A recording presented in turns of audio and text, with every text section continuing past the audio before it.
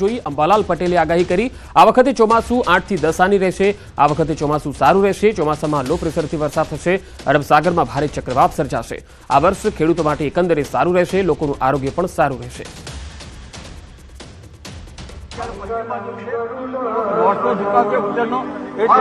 આ પવન સાનુકૂળ છે। હવે અષાઢીનો પવન જોવામાં આવશે।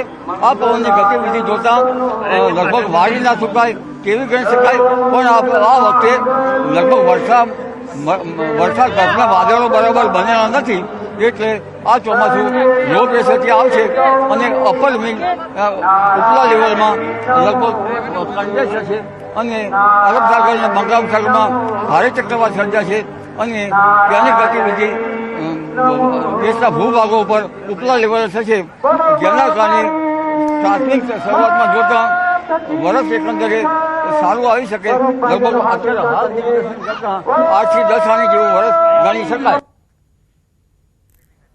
તો હવામાન નિષ્ણાત નિલેશ વાલાણીનું અનુમાન, રાજ્યમાં ચોમાસું 12 આની રહેશે। મોટાભાગના વિસ્તારમાં હોડીની જાળ પૂર્વ અને અગ્નિ તરફ રહી। ચોમાસા પહેલા સમુદ્રમાં વાવાઝોડું સંભવ છે। હોડીનો ઝુકાવ થોડા સમય માટે દક્ષિણ પશ્ચિમ દિશા તરફ રહ્યો।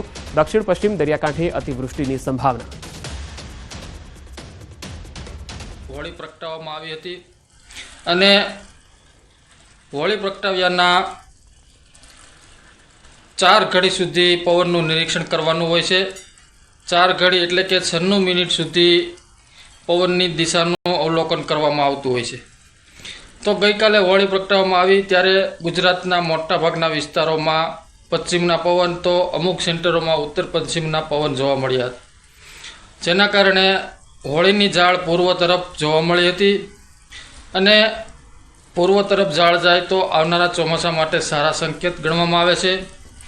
આવનારું ચોમાસું 12 આની જોવા મળશે અને એક કરતાં વધુ દિશાના પવનો પણ જોવા મળ્યા હતા, જેના કારણે